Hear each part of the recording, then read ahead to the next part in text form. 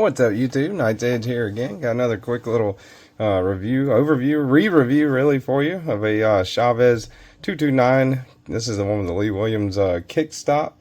This is the Redencion 229 by Chaves Knives. This one was sent to me by Fred the Lug, and the anno job on it was done by Colin's Crazy Creations. So, this is kind of a new thing for me. I'm going to start doing some of these in different versions of knives that I haven't tried before.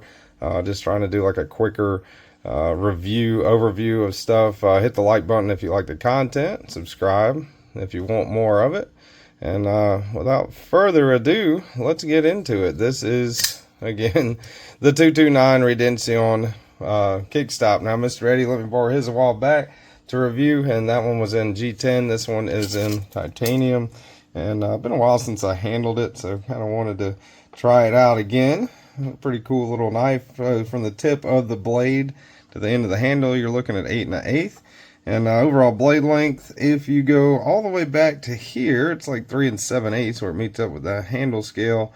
Cutting edge 3 1/2 measured like that, but if you measure it like this, you're sitting at right at a little over 3 5/8. So pretty full size knife. Go ahead and get the calibers out here and zero them out.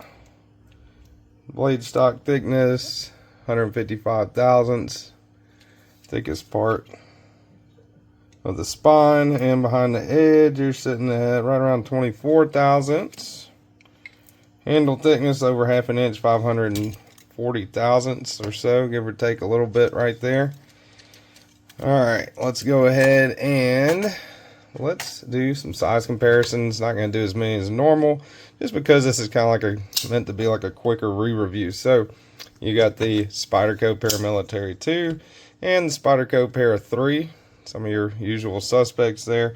Now, these do have aftermarket scales on them, but not an especially super thick knife. I'll do two more size comparisons. Put up the Spydercos there. Let's see. Let's do the Cold Steel Knives AD10, and this one is the Demco Knives AD20.5. That is the slicer variant there. So as you can see, it's definitely bigger than the slicer, and almost as big overall as the AD10.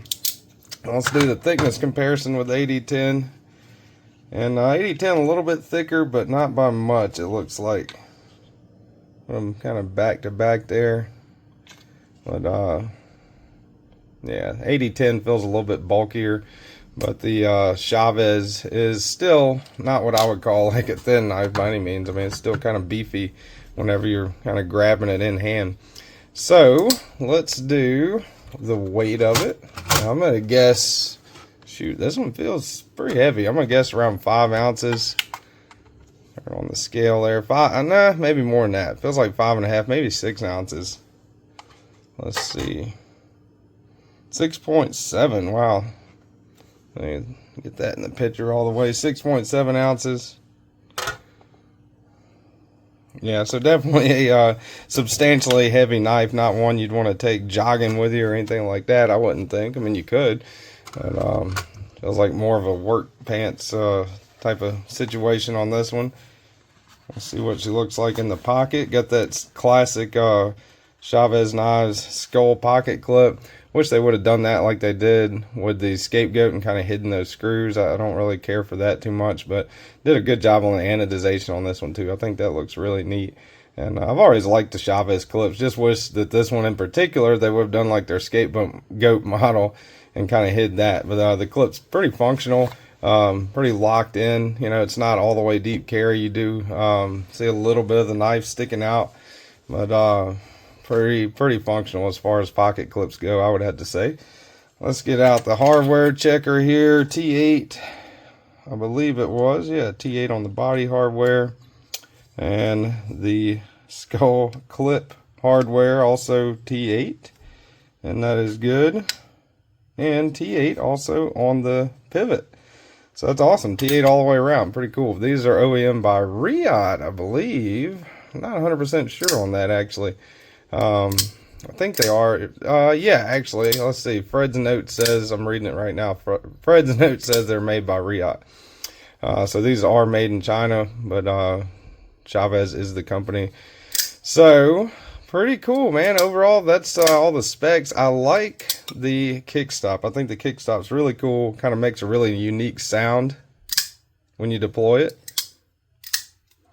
So the way that works, see how whenever I flip it, if you don't know, a lot of people know this already, but you flip it, that flipper tab essentially disappears and doesn't poke out the bottom right there. And if you look in there, the flipper tab is kind of sitting on its own little deal, right? Now it doesn't really rattle or anything like that whenever the knife's open. Let's see if I can see. That'll show you right there how it's the kickstop, as they call it. The flipper tab is kind of, see how it's kind of loose sitting in there. This is in between deployment, and now it's kind of locked in, so it's not really going anywhere. And it will push it out like that when you close it all the way, and that's what allows you to deploy the blade and also hide the flipper. Pretty neat. M390, they put it down there. I like that. Not really too much billboarding on that end. You've got your Lee Williams kickstop logo right there, and you've got your, what I always thought was really cool, the kind of skull key Chaves Knives logo right there. I think that's pretty neat. Some really large jimping up top right here. All right, I had to cut off for a minute. Somebody came to the door there. So anyway, I think we went through all the specs and the kickstop design. I think we're talking about ergonomics, right? Yeah, large jimping right here. When you grip it, it's a pretty solid feel. You can choke up on this little flat right here a little bit and get fully up on there. Definitely a full four-fingered gripper of a knife. I wear a large size glove, have, I guess, average size hands, and I consider it a full-size knife myself.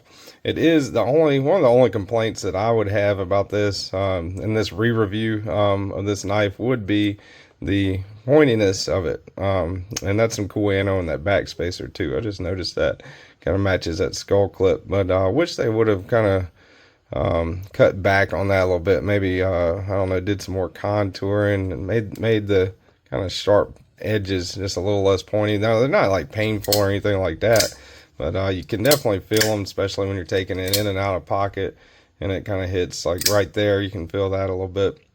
Other than that, this is a solid knife. I really like it. Dig the blade shape. Really nice blade shape on it. These go for around $330, $340, I think, right now, brand new. And of course, you can find them for less on the secondary.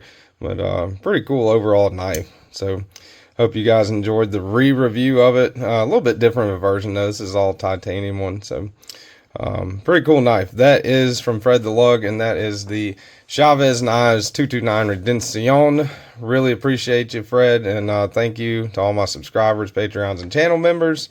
And I'll see you guys on the next one.